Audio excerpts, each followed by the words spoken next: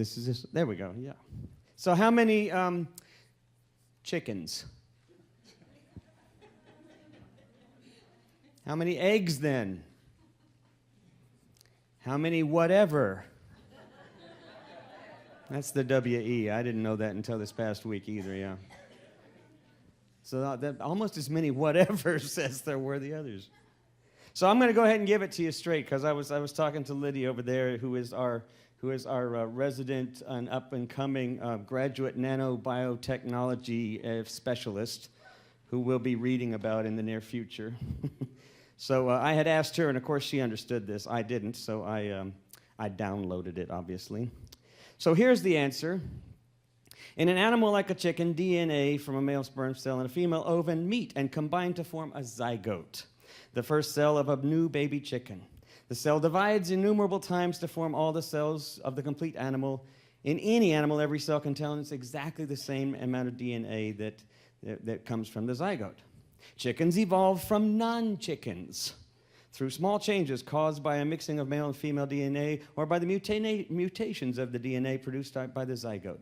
These changes and mutations only have an effect at the point where the new zygote is created. That is, two non-chickens mated, and the DNA in their new zygote contain the mutations that produce the first true chicken. The one zygote divided to produce the first true chicken. Prior to that first true chicken zygote, there were only non-chickens.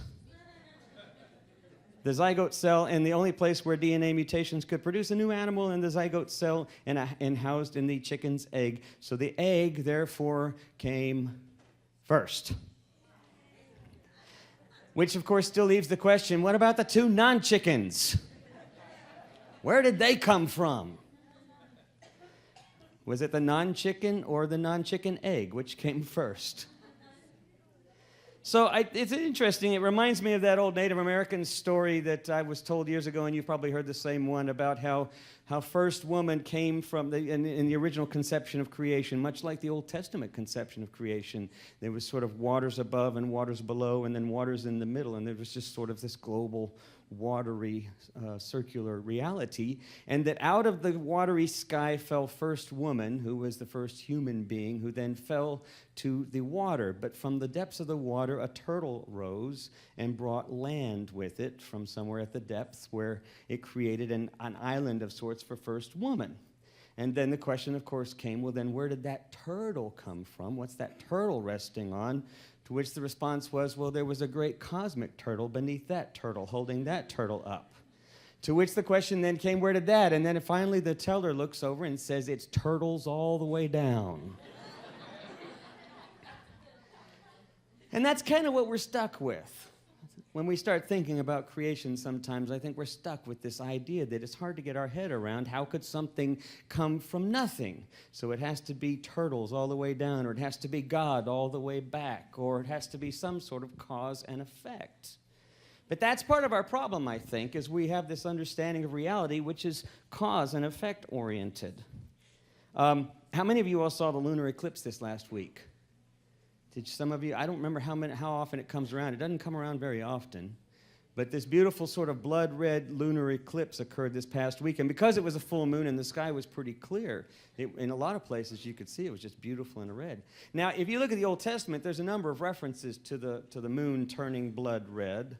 And there's references in Revelations to that happening as well. If you think about what that must have been like for some of the folks generations and generations and centuries ago who would see that first moon appearing in the middle of the sky, and what would you think?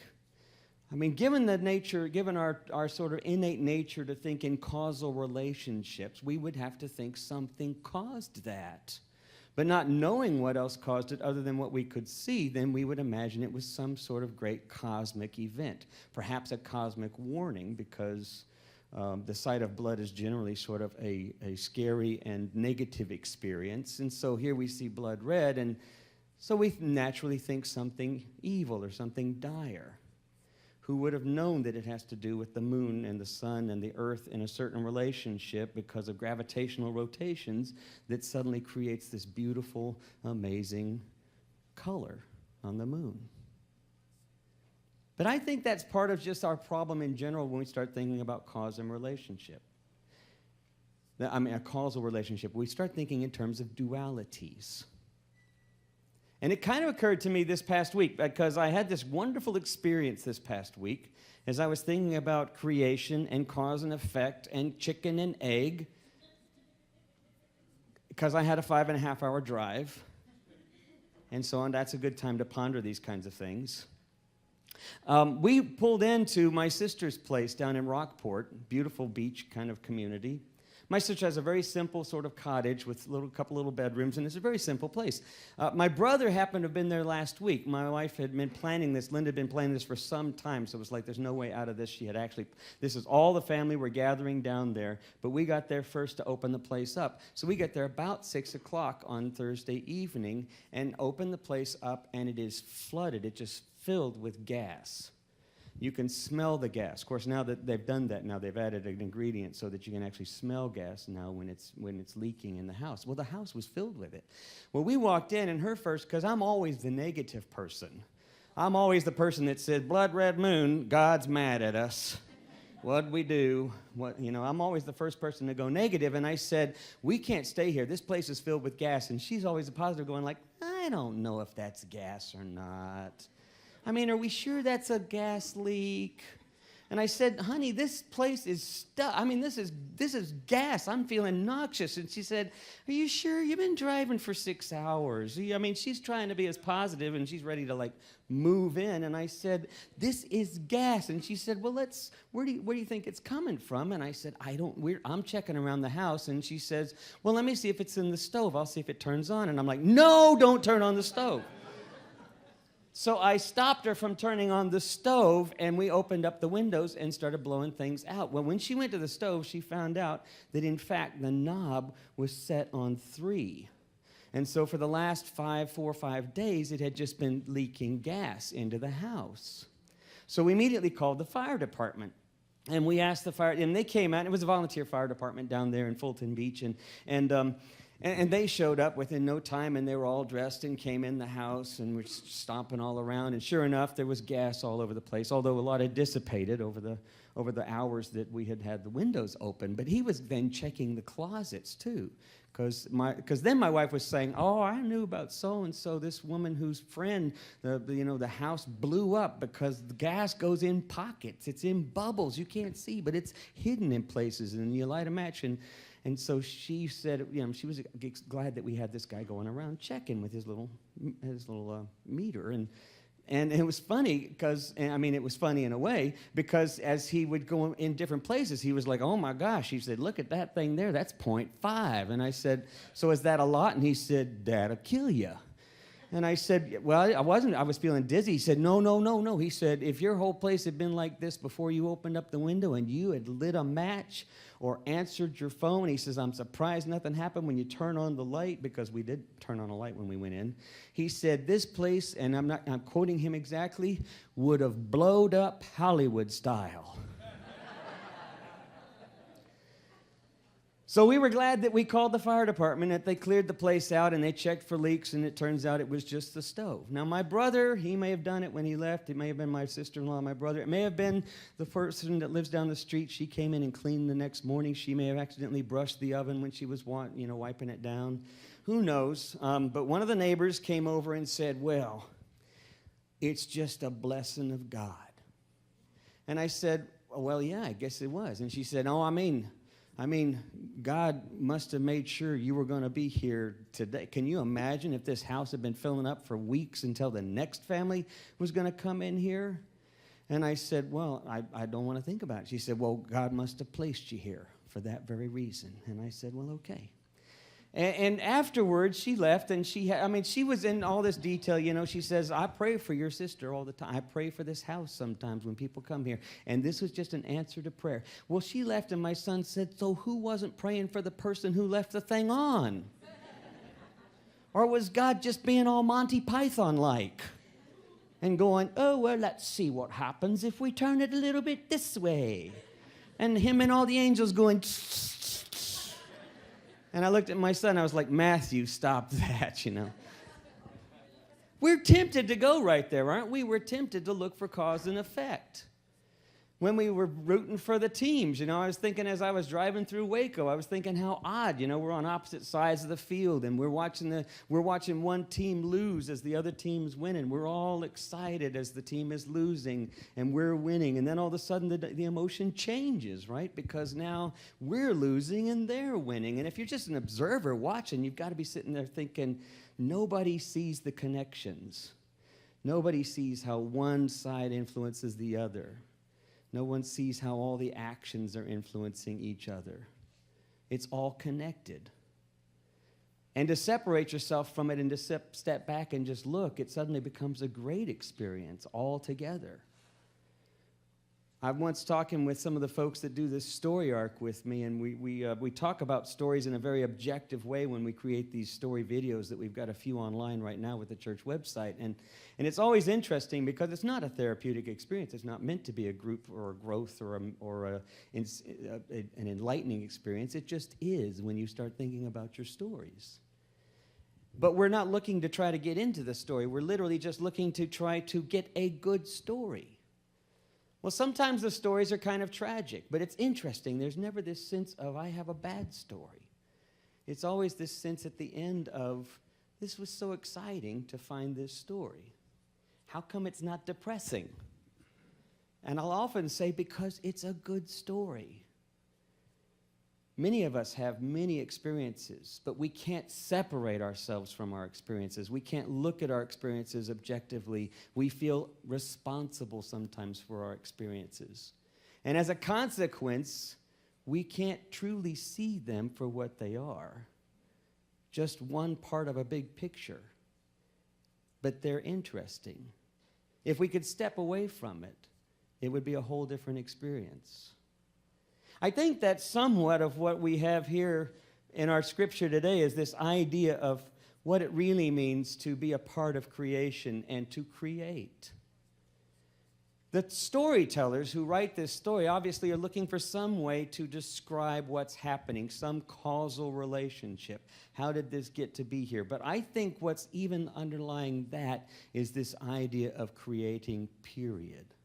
This idea of creativity, of creation. Creation from nothing. If you start reading up on some of this, I'd like to do a lot of wordplay, as you know, and so I started playing around with some of these words and looking at the roots of these words, create, or the Latin creare. And then it turns out that it's very much connected to improvisation, which I didn't realize. But it has the same root word. To provide, to create, to provide is to have something out of nothing. Now, improvise is literally to foresee what's unforeseen. It's to sort of create out of nothing or to provide out of nothing. To create is literally to bring forth out of nothing. This idea of starting from nothing and having something. So I was reading up on creativity, and Edward de Bono, who's this wonderful scientist and brain scientist, and he's got a number of great books on thinking and brain science and neurotransmitters, neurotechnology and stuff. But one of the things that he says about creativity is he says that creativity is not such a difficult thing. The problem is getting out of our dualistic thinking that makes creativity so difficult, because we feel like we have to have something happen. We feel like we've got to start with something in order to get something. But he says creativity starts with nothing. That's the whole point. But then he says the reality is, and I studied this from and I can't remember the author's name. He had a little book called Simple Principles of Creativity, which is like 60 pages long. And he was an advertising professor at UT, and I cannot remember his name right now. But his whole thing was the same thing de Bono was saying. He was saying that the reality of creativity, that all these people who seem so ingenious, is they're simply making connections. Everything's already there. It's just that some people are more present, that some people are more freed up to make the connections, to see the relationships. And when you look at the creation story, it's an amazing story of relationships. That, to me, is what's powerful about the creation story. Not that a supernatural being came down in the same way that this being decided to overlook the house cleaner and almost blowed up the house, except that then he put me and my wife there to stop it because he gets real bored. Instead of that kind of causal relationship, creation story is really about the amazing relationships that are already present, the amazing potentiality that's already present, and what we are invited to do, and I literally mean invited, God within us, inviting us, God present with us, the one in whom we move and live and have our being, literally sparking within us the opportunities to make connections, the opportunities to see the relationships. When I think about some of the teachings of Jesus, some of Jesus' behaviors as he went about preaching and as he went about healing and as he went about feeding, all of his commandments and all of his teachings had to do with one primary thing. And what were those? What was that? Relationship. About creating, establishing, reestablishing right relationship. Not just with God, but with one another. Because in doing so, in establishing right relationship with one another, we are connecting more deeply to creation, to the created order, to the way creation was established. It's not something out of nothing. It's literally making connections, seeing what is already there. I want to end with a short little story. I've told this story, it was a long time ago, and I'm not pronouncing his name, I don't think correctly, Thich Nhat Hanh, the Vietnamese Buddhist. Some of you all know his teachings or you've read some of his works. Leo Tolstoy. Actually, Thich Nhat Hanh tells this story, and a lot of people credit him with it, but Leo Tolstoy was the one who actually wrote this story many years ago. There was once a very wealthy, powerful king who had decided he needed to know more because he was struggling with knowing exactly what was important at the right time with the right person. It seemed like he had all the power in the world, and yet still he felt like there was so much more to know. And so he decided he would go and he would ask these 3 questions of anyone he could find so that someone could give him the actual answer. It'd be sort of like the ultimate chairperson, corporate chairperson's dream, is to know the exact moment when to do the right thing with just the right clientele would be, the niche audience.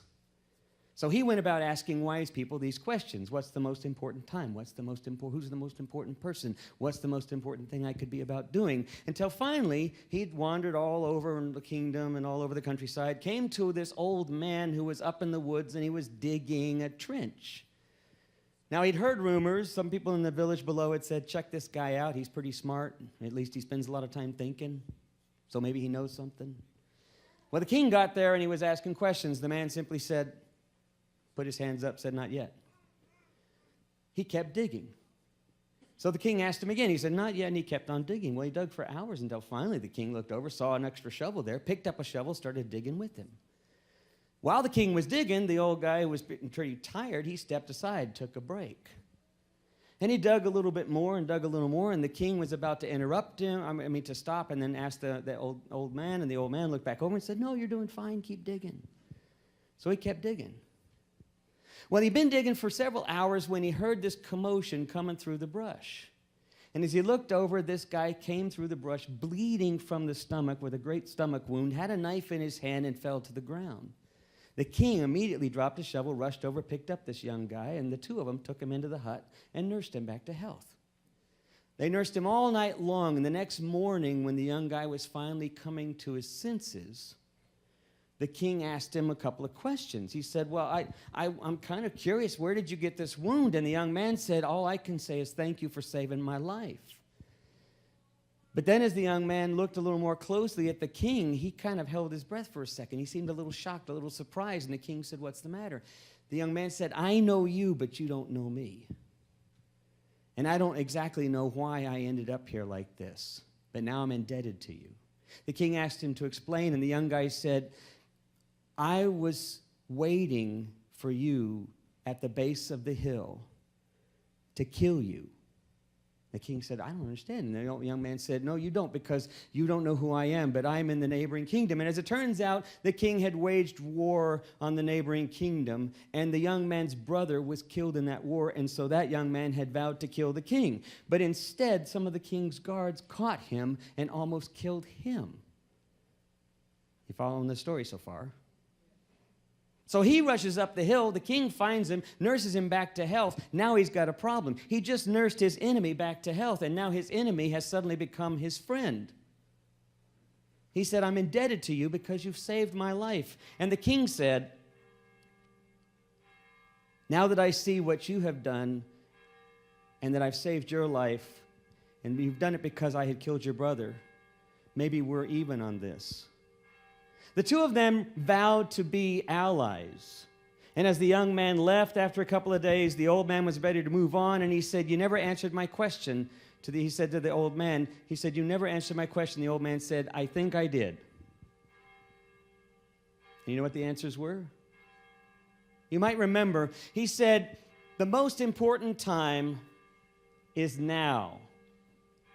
When you first came here, you thought there was something else you should be doing, but you saw me digging, and so you started to help me dig. If you had not stopped and if you had not dug, you would not have seen your former enemy come up the hill. You would not have had the opportunity to reconcile a relationship with an enemy. If you had not helped him, you would not have also had that opportunity. Most important thing to do was to do what you need to do at that moment with the person with whom you are, with whom you're with. So the king discovered what John Wesley had also said. And let's see if our Wesleyan ministers present here know what that is. You might be able to quote me. I can't quote it, so I'm going to say it here. John Wesley had said this. Jesus had said this as well. Jesus said, love your neighbor as yourself. Who is my neighbor? It's whoever you are with at that moment, whoever is in need at that moment. Pretty much answers the same three questions. But John Wesley put it this way. Do all the good you can, by all the means you can, in all the ways you can, in all the places you can, at all the times you can, to all the people you can, for as long as you ever can.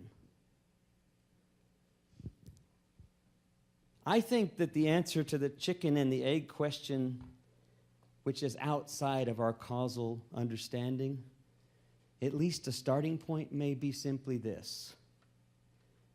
It may simply be, do the work. Engage. Let go of all of the causal preconceptions and presumptions and simply engage in the moment and do the work. And when we do that, we're freeing up whatever is already present for those connections to come together. Amen.